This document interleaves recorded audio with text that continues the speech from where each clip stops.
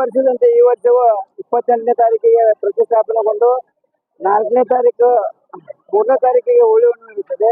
4ನೇ ತಾರೀಕಿಗೆ ಓಕಳಿ ಮತ್ತು ಊರಿನ ಪ್ರಮುಖ ಬೀದಿಗಳಲ್ಲಿ ಮೆರವಣಿಗೆ, ಹಾಗೆ 5ನೇ ತಾರೀಕಿಗೆ ಬೆಳಿಗ್ಗೆ ಕಾಮದಾನಗೊಳ್ಳುತ್ತದೆ.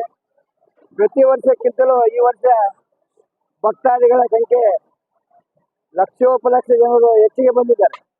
ಬಂದಂತ ಭಕ್ತಾದಿಗಳಿಗೆ ಪ್ರಸಾದ ವ್ಯವಸ್ಥೆಯಲ್ಲಿ, ನೆರವಿನ ವ್ಯವಸ್ಥೆಯಲ್ಲಿ, ನೀರಿನ ವ್ಯವಸ್ಥೆಯಲ್ಲಿ ಕಮಿಟಿಯವರೆಲ್ಲ ವ್ಯವಸ್ಥೆ ಮಾಡಿದ್ದೀವಿ.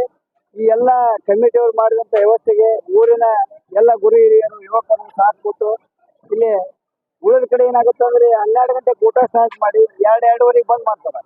ಇಲ್ಲಿ ನಮ್ಮ ರಾಮಲಿಂಗೇಶ್ವರ ಕಮಿಟಿ ವತಿಯಿಂದ ಎಲ್ಲರೂ ಕೂಡ್ಕೊಂಡು 24x7 ಸರ್, ಒಟ್ಟು 1 ನಿಮಿಷ ಒಲಿ ಬಂದಾಗೆಲ್ಲ ಪ್ರಸಾದ ಬಂದಾಗೆಲ್ಲ ಹಂಗೆಲ್ಲ ಇಡೀ ಊರಿನ ಜನರೆಲ್ಲ ಕೂಡ್ಕೊಂಡು ನಾವು ಪ್ರಸಾದ ವ್ಯವಸ್ಥೆಯನ್ನು ಮಾಡಿದ್ದೇವೆ.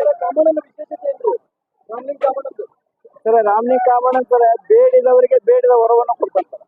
ಈ ಮಕ್ಕಳು ಆಗಲ್ಲವ್ರಿಗೆ ಮಕ್ಕಳು, ಆಮೇಲೆ ಆರೋಗ್ಯ ಭಾಗ್ಯ ಇಲ್ಲವರಿಗೆ ಆರೋಗ್ಯ ಭಾಗ್ಯ, ಮನೆ ಇಲ್ಲವರಿಗೆ ಮನೆ, ಆಮೇಲೆ ವ್ಯಾಪಾರ ಉದ್ಯೋಗಕ್ಕಾಗಿ ಹಸ್ತ, ಮಕ್ಕಳ ವಿದ್ಯಾಭ್ಯಾಸಕ್ಕಾಗಿ ಪಾಲಿಕೆ, ಆಮೇಲೆ ಕೋರ್ಟ್ ಕಚೇರಿಯಲ್ಲಿ ಜಗಳ ಇತ್ತಂದ್ರೆ ಅದಕ್ಕೂ ಛತ್ರಿ, ಹಿಂಗ ಹಲವಾರು ಬೇಡಿಕೆಗಳನ್ನು ಹೊತ್ತು ಹೋಗ್ತಾರೆ.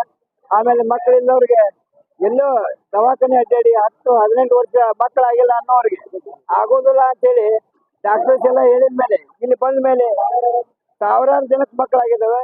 2 ವರ್ಷ ಆತ್ರಿ ಸರ ನಾವು ಬರಾಕುಂತ್ರಿ. ಹೋದ ವರ್ಷ ಬಂದಿದ್ವಿ ರೀ, ಬೇಡ್ಕೊಂಡು ಹೋಗಿದ್ದೆಲ್ಲ ಆಗಿತ್ರಿ. ಅದಕ್ಕೆ ಈ ವರ್ಷ ಬಂದೀವ್ರಿ.